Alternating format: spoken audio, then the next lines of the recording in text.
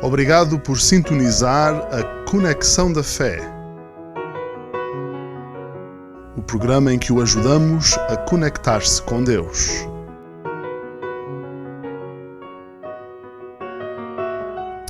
Olá a todos, é muito bom poder estar convosco neste programa Conexão da Fé. O programa Conexão da Fé procura mostrar como a palavra de Deus se aplica à nossa vida. A Bíblia não é apenas mais um livro. A Bíblia é a palavra de Deus, é a revelação escrita de Deus. Deus escolheu falar com o homem através da palavra escrita. Deus então escolheu homens qualificados que Ele inspirou para dar cada uma das suas palavras. Depois Deus ainda agiu milagrosamente para preservar para nós este maravilhoso documento. E assim temos cada uma das palavras que Deus deu exatamente como as deu quando as inspirou, quando os autores humanos as estavam a registar.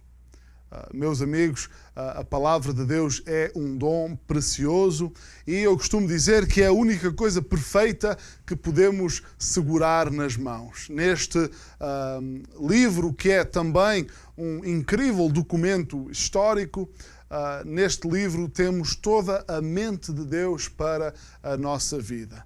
Podemos ordenar as nossas vidas segundo cada uma das suas instruções.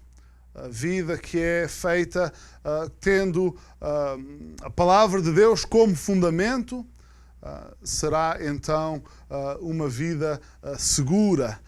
Sendo assim, a palavra não serve para nos dar apenas um conhecimento livresco, intelectual, mas sim a palavra de Deus serve para transformar a nossa vida. Muito mais se deixarmos que o Espírito Santo de Deus, que habita no coração de cada um daqueles que já entraram num relacionamento com Deus através de Jesus Cristo, se deixarmos que o Espírito Santo de Deus abra os olhos do nosso entendimento, aí iremos entender toda a profundidade e iremos conseguir ser guiados, instruídos, edificados pelas palavras deste livro. O tema desta emissão, então, é separados pelo Espírito. O Espírito Santo tem um ministério, o Espírito Santo é uma pessoa real, o Espírito Santo é a terceira pessoa da Trindade divina. Deus manifesta-se em três pessoas iguais e distintas, Pai, Filho e Espírito Santo. Vejamos estes versículos sobre o ministério do Espírito Santo. Em Atos capítulo 13, versículo 1, a palavra de Deus diz: "E na igreja que estava em Antioquia, havia alguns profetas e doutores, a saber Barnabé e Simeão, chamado Níger, e Lúcio, Cireneu, e Manaém, que fora criado com Herodes, o tetrarca, e Saulo. E servindo eles ao Senhor e jejuando, disse o Espírito Santo: Apartai-me a Barnabé e a Saulo para a obra a que os tenho chamado. Então, jejuando e orando e pondo sobre eles as mãos, os despediram. E assim estes, enviados pelo Espírito Santo, desceram a Seleucia e dali navegaram para Chipre." Temos então aqui um exemplo do que é o ministério do Espírito Santo na vida dos cristãos. O Espírito Santo separa e dirige os crentes a terem um ministério vivo e ativo, um trabalho, um sentido real, uma ocupação real para a glória de Deus. Aquele que encontra a Cristo, a sua vida nunca será a mesma. Cristo tem uma perfeita vontade para todos nós e aquele que encontra a Cristo e entra num relacionamento com Deus através de Cristo, então tem a oportunidade de encontrar o seu lugar perfeito de serviço a Deus. Precisamos então procurar, buscar ativamente qual é a vontade clara de Deus para o nosso ministério pessoal. Aqui, quando eu utilizar ao longo desta emissão a palavra ministério, podemos utilizar também a palavra atividade, mas basicamente o ministério é aquilo que nós fazemos para Deus. Todos temos que ter então a intenção de buscar qual é a vontade de Deus para o ministério que Ele quer que nós façamos. Em primeiro lugar, aqui na nossa passagem, vemos então que existe uma colocação divina. O versículo 1 diz: na igreja que estava em Antioquia havia alguns profetas e doutores, a saber, Barnabé e Simeão, chamado Níger, e Lúcio Cireneu e Manaém, que fora criado com Herodes, o tetrarca, e Saulo. Havia nesta igreja local um grupo de pessoas muito específico e um grupo de funções também específicas. Antioquia era uma igreja cristã, uma igreja local. Sempre que há um grupo de crentes salvos por Jesus Cristo e que já foram imersos como testemunho da sua fé em Cristo, sempre que há um grupo de crentes imersos, batizados, esse grupo de crentes numa localidade organiza-se e forma uma igreja. Essa é a vontade de Deus. Deus ordenou essa forma de organização. E, de facto, igrejas têm existido, igrejas fiéis, desde o tempo dos apóstolos. Desde as primeiras igrejas que foram começadas, a primeira em Jerusalém e depois todas as outras, passando por esta igreja que aqui é mencionada, a igreja de Antioquia.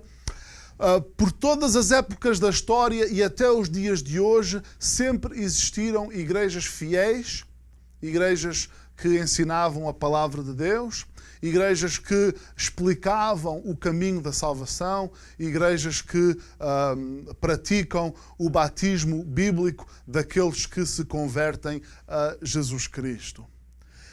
E então, esta igreja em Antioquia, na cidade de Antioquia, era uma destas igrejas, uma igreja local.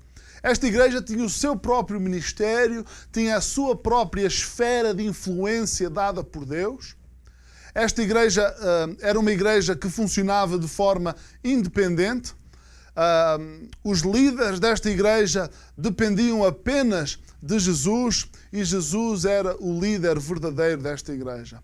Esta igreja não fazia parte de nenhuma denominação, esta igreja não tinha que responder perante um chefe humano, esta igreja não fazia parte de um grupo de igrejas que tinha uma sede qualquer numa cidade qualquer. As igrejas fiéis, as igrejas do primeiro século eram igrejas independentes, não isoladas. Igrejas que se relacionavam umas com as outras, mas igrejas que não se controlavam umas às outras, sendo cada uma delas dependente apenas da cabeça da igreja, que é Jesus Cristo. É o caso aqui da igreja de Antioquia. Vemos também aqui que existiam nesta igreja vários ministérios diferentes. Voltando para o nosso versículo, vemos que na igreja havia alguns profetas. Os profetas eram importantes porque nesta altura da história a Bíblia ainda não estava completa e então Deus ainda dava a sua palavra através de profetas. Sabemos que hoje eles já não são necessários porque já temos a revelação completa de Deus, que terminou com o livro de Apocalipse. E então, mas nesta igreja existiam então pessoas responsáveis para a entrega da palavra de Deus. Também vemos que na igreja existiam doutores, E a estes profetas e doutores, sabemos os nomes de alguns deles: Barnabé, Simeão, Lúcio, Manaém e Saulo.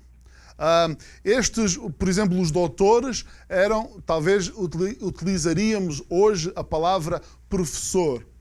Pessoas que explicavam a palavra de Deus, ajudavam os crentes daquela igreja local a aplicarem a palavra de Deus às suas vidas.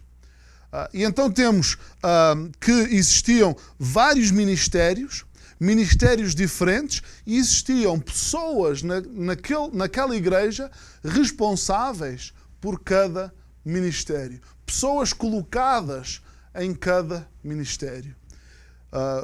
A igreja local é chamada no Novo Testamento do corpo de Jesus Cristo. O corpo de Jesus Cristo numa dada localidade. Essa é a igreja local. E também aprendemos na Bíblia que Deus coloca os membros no corpo, cada um como Ele quer. Se você faz parte de uma igreja local, então saiba, tenha a certeza que você foi colocado por Deus nessa igreja local. É possível que existam pessoas que estejam ao alcance desta emissão, que estejam a assistir a esta emissão e que não tenham uma boa igreja. Uma boa igreja, uma igreja fiel, é uma igreja que ensina a palavra de Deus e apenas a palavra de Deus, e é uma igreja que ensina o caminho da salvação. Como a pessoa pode ser salva apenas por Jesus.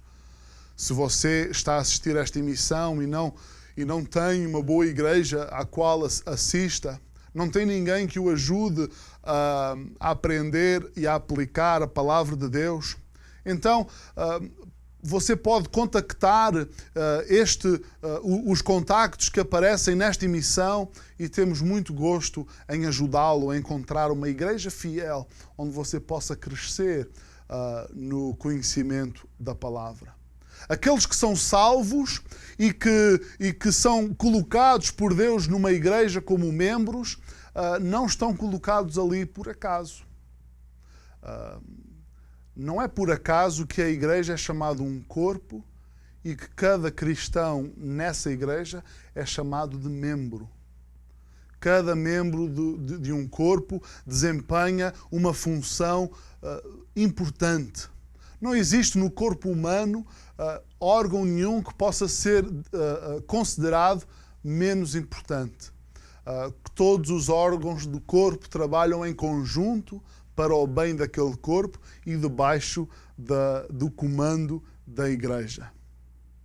Meus amigos, minhas amigas, a igreja é o corpo de Jesus, e se você faz parte desse corpo, é fundamental que você encontre qual é o seu lugar nesse corpo, qual é a função que Deus tem para si nesse corpo. É preciso que todos entendamos que a todos os crentes Deus dá dons espirituais para serem utilizados para o bem do corpo e para a glória de Jesus Cristo, o fundamento da igreja. Há algum tempo eu falava com alguém que me estava a explicar como é que ele veio a conhecer Jesus como Salvador. Ele estava-me a explicar como começou a assistir aos cultos de uma igreja e que, a partir daquilo que ele aprendeu na Bíblia e a partir dos testemunhos que ouvia, ele próprio veio a entrar num relacionamento com Deus através de Jesus.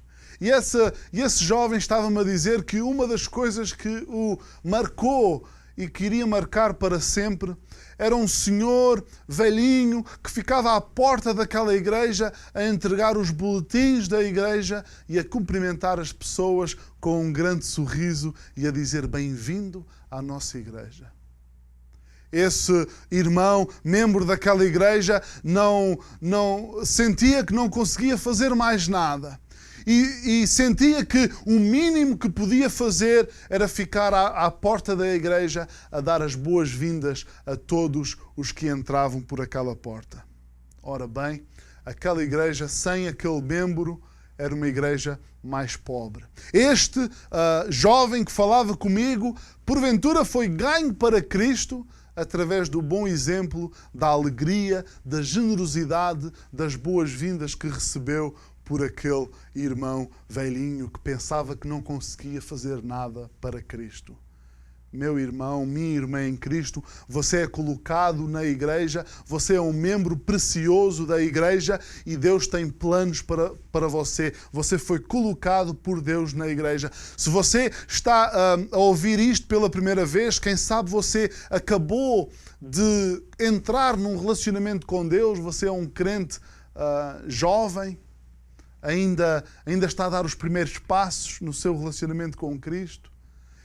Você não é membro de uma igreja, então eu posso dizer com toda a certeza, a vontade de Deus para todos nós é que sejamos membros de uma boa igreja fiel. Eu queria que víssemos também, em segundo lugar, que existe um comando espiritual. Vejam, no versículo 2, e servindo eles ao Senhor e jejuando, disse o Espírito Santo, apartai-me a Barnabé e a Saulo para a obra a que os tenho chamado. Também o versículo 4 diz, e assim estes, enviados pelo Espírito Santo, desceram a Seleucia e dali navegaram para Chipre. O Espírito Santo chamou então estes membros daquele corpo para realizarem uma obra. O Espírito Santo tem este ministério. Para além de colocar membros no corpo, o Espírito Santo capacita e chama para o ministério, para a obra cristã. O serviço na igreja, se olharmos para aquele versículo 2, o versículo 2 diz que eles servindo ao Senhor e jejuando, aí disse o Espírito Santo. É importante vermos que estas duas coisas estavam em conjunto. Eles serviam ao Senhor e eles jejuavam, e aí o Espírito Santo os dirigiu. É importante vermos isto porque, apesar de eles terem um lugar no corpo, cada um destes homens que foram mencionados no versículo 1, apesar de eles terem uma função, eles desempenhavam essa função, mas continuavam a dar valor e importância à sua caminhada com Deus. Uma das coisas que pode acontecer numa igreja é as pessoas a ficarem tão ocupadas com o serviço que deixam de investir no seu relacionamento com Deus. No livro do Apocalipse, vemos o exemplo da igreja de Éfeso, que era uma igreja que Jesus, da qual Jesus fez rasgados elogios. Jesus disse, vocês são conhecidos pelas vossas boas obras.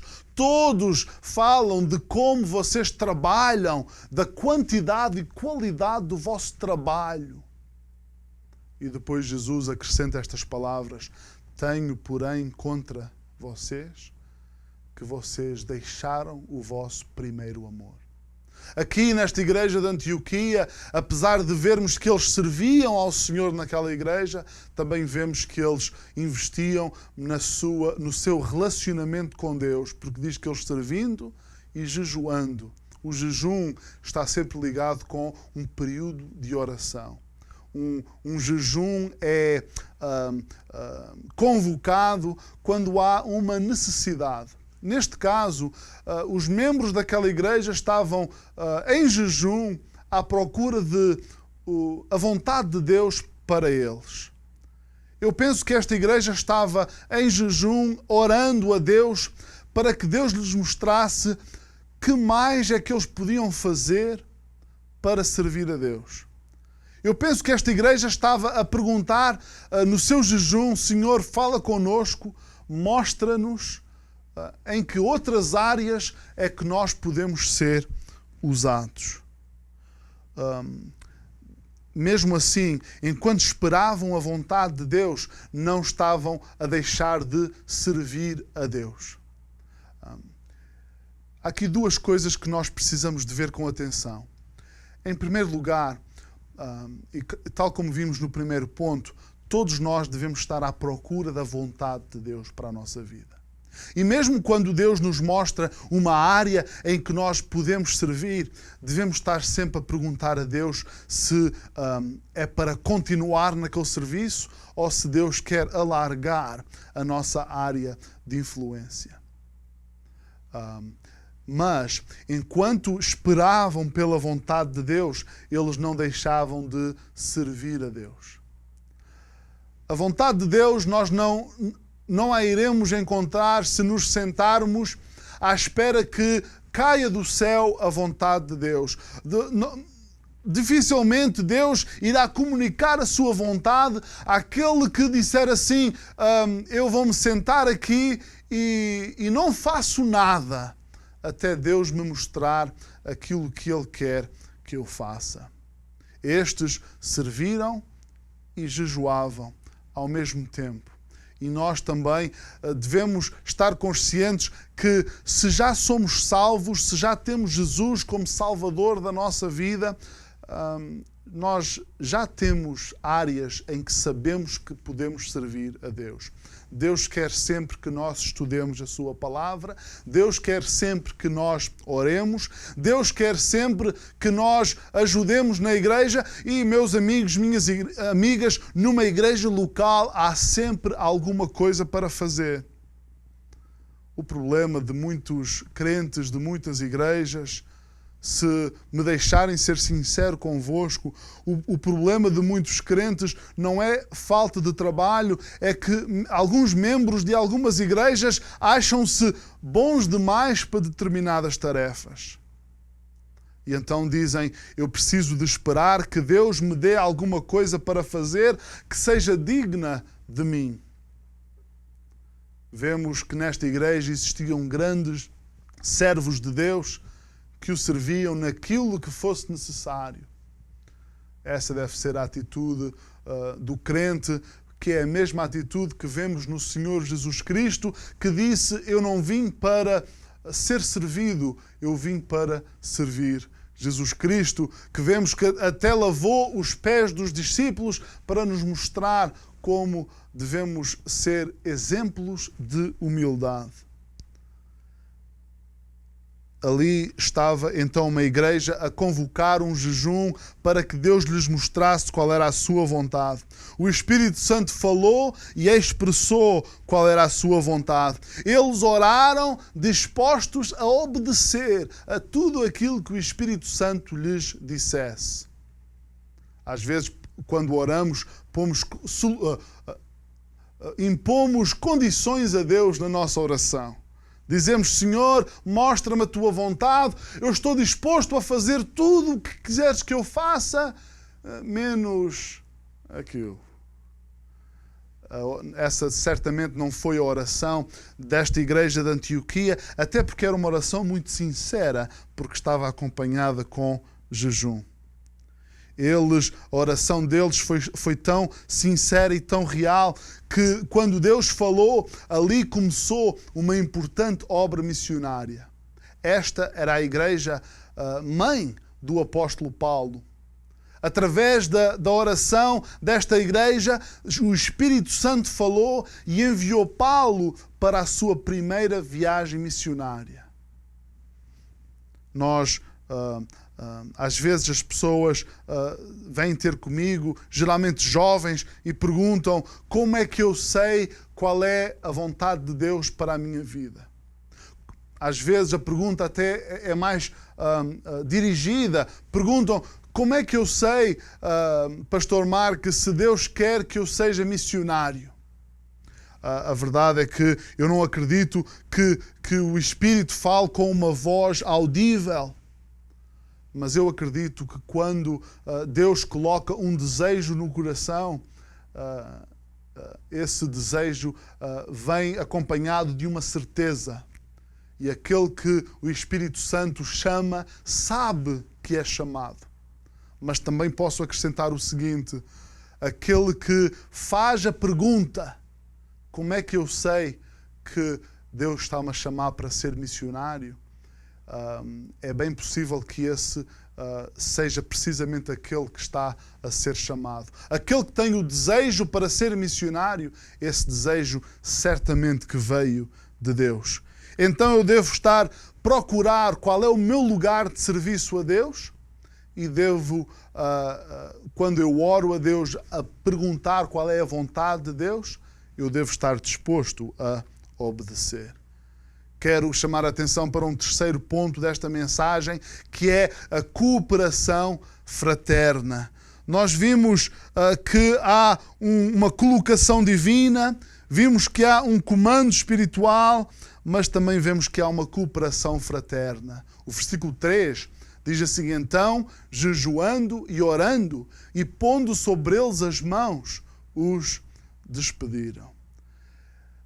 O Espírito Santo apartou, pôs de lado Paulo e Barnabé, chamou-os para a obra missionária e então a igreja chama um novo jejum, um novo período importante de oração para pôr sobre estes missionários as suas mãos e depois diz assim, pondo sobre eles as mãos, os despediram.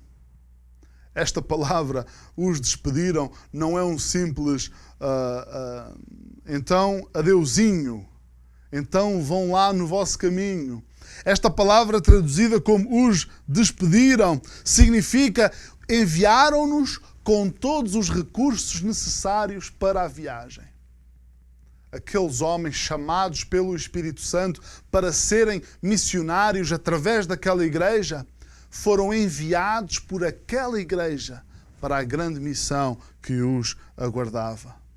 Eu lembro-me de quando eu fui consagrado para o ministério do Evangelho, houve um grupo de pastores que oraram especificamente sobre a minha vida. Eu dou graças a Deus por cada um deles. Eu lembro-me frequentemente de todos aqueles que dizem: Pastor Marco, eu estou a orar por si. Várias igrejas têm-se sacrificado e membros de várias igrejas têm-se certificado para que a palavra de Deus continue a ser pregada através do nosso ministério. Meus amigos, minhas amigas, quando Deus chama para o ministério, Deus também fornece a ajuda para que esse ministério seja feito. Não tenha medo de orar a Deus perguntando qual é a vontade de Deus. Porque quando Deus o chamar, mostrando-lhe qual é a sua vontade, Deus também vai lhe dar todos os recursos que são necessários para que a sua vontade seja feita. Meu irmão, minha irmã que assiste a esta emissão, será que você já começou o seu ministério para Deus? Se você é crente, Deus tem um ministério especial para si. A minha oração por si é que você se lance no ministério para a glória de Deus. Obrigado. Obrigado por sintonizar a Conexão da Fé, o programa em que o ajudamos a conectar-se com Deus.